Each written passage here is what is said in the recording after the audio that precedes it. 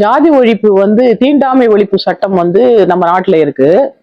அதே மாதிரி இந்திய அரசியலமைப்பு சட்டத்துல சட்டப்படி எல்லாருமே சமம் அப்படின்னு சொல்லிட்டு தான் நம்ம ரைட்ஸ் கொடுத்துருக்காங்க, நமக்கு உரிமை கொடுத்துருக்குறாங்க. இந்திய அரசியலமைப்பு சட்டத்துல அனைவரும் சமம் அப்படிங்கிறதான் நம்முடைய ஃபண்டமெண்டல் ரைட்ஸ்.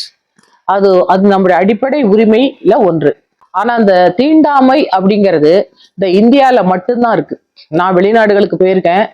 அங்க போனா ரிலீஜன் தான் சொல்றாங்க, முஸ்லீம், கிறிஸ்டியன், புத்திஸ்ட் அப்படின்னு சொல்றாங்களே தவிர, ஆனாலும் இந்த இந்தியால மட்டும்தான் அந்த ஜாதி அப்படிங்கிற ஒன்ன வச்சிருக்காங்க. அதாவது நம்மளுடைய மனு அப்படிங்கிற ஒருத்தர் இந்த ஜாதியை பத்தி அன்னைக்கு தொழில் ரீதியா மக்களை பிரிச்சு அந்தந்த தொழில் பண்றவங்களை ஒருத்தவங்களை கொஞ்சம் மேல, அப்புறம் கொஞ்சம் நடுவுல, கொஞ்சம் கீழே அப்படிங்கிற மாதிரி அவர் பிராமணர், வைஷ்ணவர், க்ஷத்ரியர், சூத்ரவர் அப்படின்னு சொல்லிட்டு வச்சிருக்காரு.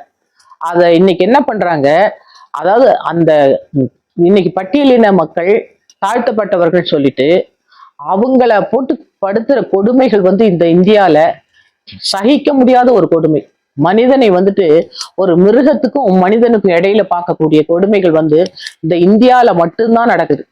எப்படி இந்த இந்தியா முன்னேறும்?